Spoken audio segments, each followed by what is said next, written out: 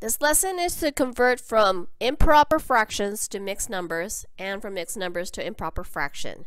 But before we go ahead and show you how to do that, let's talk about is long division, because that's what we're going to have to do with the improper fraction. So with long division, the number on the outside is called the divisor, the number on the inside is the dividend, the answer part of it, or the whole part of it, is the quotient, and then whatever inside, that is the remainder, is on the bottom part right there. So now let's go ahead and take our fraction, the 19/4 improper fraction, and let's make it into a mixed number. So we're going to take this 19/4. Now the question people always ask is, does the 19 go inside as the dividend, or does the 4 go inside as a dividend? So I always think of it as the 19 is heavier than the 4 because it's a bigger number, so it topples over to the right side. Just always remember it topples over to the right side. So when it topples over to the right side, now the 19 goes inside as the dividend and the 4 is the divisor. So now we're looking for is the quotient. How many times does the 4 go into 19 as a whole? So you have to go through the multiplication. So let's do that. 4 times 2 is 8. 4 times 3 is 12. 4 times 4 is 16, and 4 times 5 is 20. So 20 is too big because we want a number that is less than 19. So we're going to go with 4 times 4 is 16. So 4 here becomes our quotient. We put the 16 inside the dividend part of it, and then we subtract the difference, getting 3 as a remainder, because that means 3 did not make a whole, right? So you need 4 parts to make a whole. So now let's see what that looks like.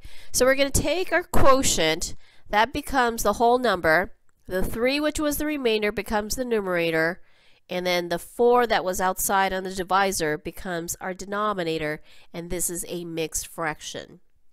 So what does that mean? Because when you have 4 and 3/4, sometimes we don't know what that means. So let's go ahead and show you in an area modeling form. So taking that same number, 19/4, what it means then is the denominator 4 is always talking about is how many parts do you need to make a whole. So in our equation we said 4 parts is how many you need to make a whole. The numerator on the top tells me how many areas were shaded. So let me show you on this representation. So in this 4 right here, this tells me is how many parts does it make a whole. So as long as I have 4 parts and all 4 are shaded, that's a whole right there, because 4/4 gives me 1. So I have 19 that are shaded. So this is 4. So let's go ahead and add some more. This is now 4 plus 4 giving us 8. Another 4 gives us 12. Another 4 gives us 16. And then we have this 17, 18, 19. Notice this is not shaded because then the fraction on the top right here will be 20/4 instead.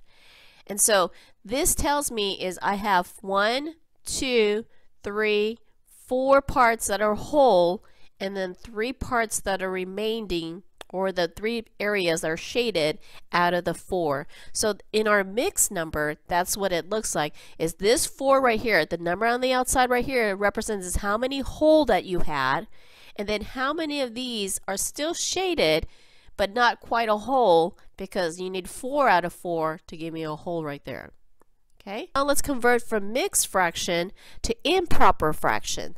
So when we take a mixed number, we take the denominator, which is the 8, and we're going to multiply it to the number that is the whole, giving us 40, and we add it to the remainder, that is 3 in this case, so that gives us 43.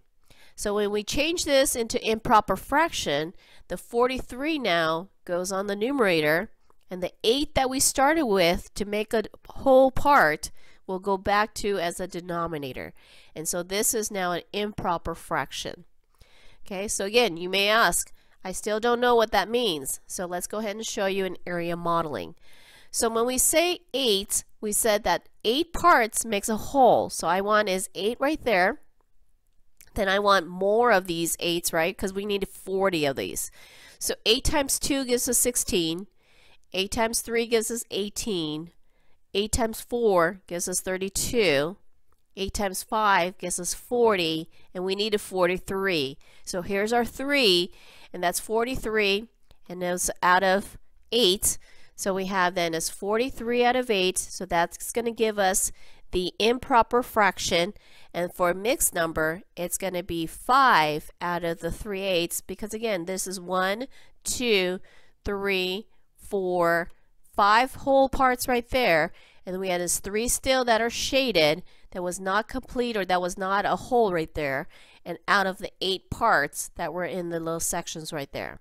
Okay, so that is converting from improper fraction to mixed number, and from mixed number to improper fraction.